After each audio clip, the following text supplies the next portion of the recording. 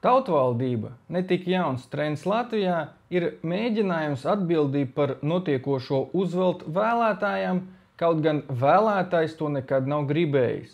Šī brīža situācijā vēlētājs, neiedziļinoties programmās, nepētot sārakstus, dziļi neizprotot valsts pārvaldes procesus, ievēl seju no plakāta vai skaistāko saukli.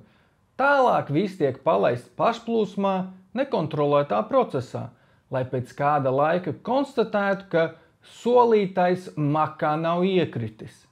Naivi cerēt, ka ieviešot tautvaldību, pēkšņi kļūsim apzinīgi un zinoši, iedziļināsimies sīkumos un būsim ieinteresēti ieklausīties otrās puses viedoklī, lai nonāktu pie kompromisa. Kā tautvaldība atšķirsies no esošās situācijas pēc satura un kvalitātes? Es saskatu 3 variantus. Pirmais sabalsos tos pašus, kas tagad ir, tikai pa vienam, jo tiem ir pieredze, resursi un atpazīstamība. Piemēram, no Rēzeknes iebalsos Bartaševiču vai kādu, kuru viņš atbalstīs. No Daugavpils Elksniņu, no Jūrmalas Trūksni.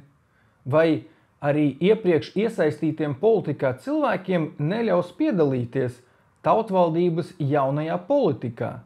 Nebūtu labi, ka jauno pārvaldi sāktu ar diskriminējošiem aizliegumiem.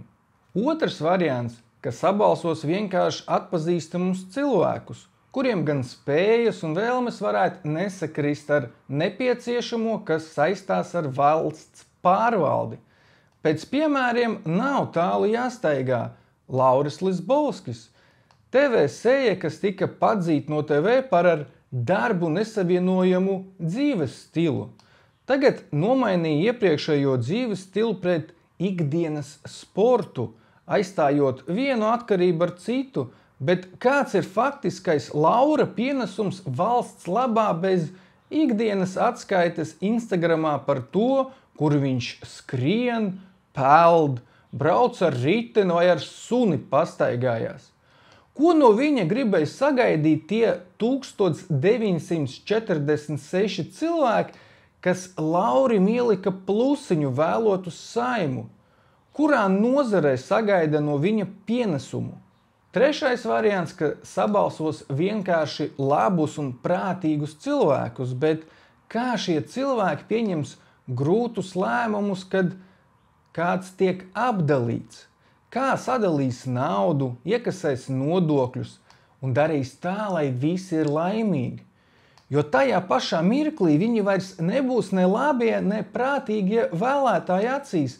Viņi kļūs par tiem pašiem vēžiem. Šie cilvēki var ļoti ātri izdegt. Tas, ko var darīt un pārbaudīt, cik tad tautvaldība jeb vienkārši tauta ir ieinteresēta iesaistīties. Vēlētājiem ir pieejamas izvērstas priekšvēlēšanu programmas, kur ir aprēķini, kas pierāda partiju ideju dzīvot spēju. Zinu, ka tagad 4000 zīmju programmas neviens nelasa, bet kā tad tauta plāno valdīt, ja nespēj savu partiju programmas izlasīt? Visiem kandidātiem no sāraksta ir jāpiedalās tikšanās ar vēlētājiem, jāierunā vēstījums, jāpiedalās debatēs. Vēlētājiem jāredz, jādzird savus kandidātus, nevis kā tagad balso par sārakstu, no kura atpazīst 3 cilvēkus no plakātiem.